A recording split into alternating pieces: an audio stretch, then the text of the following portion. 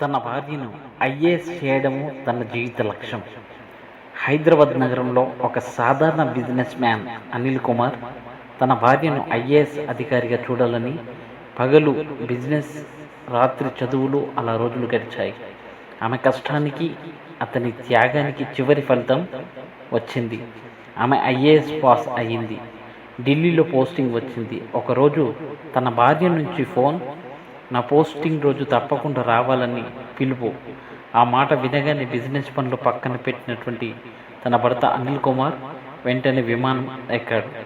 కొద్దిసేపు ఢిల్లీ విమానాశ్రయానికి చేరుకున్నాడు. చేసుకోవడానికి ప్రభుత్వ వాహనం నుంచి అధికారులు వచ్చి ఆఫీస్కి తీసుకువెళ్లారు.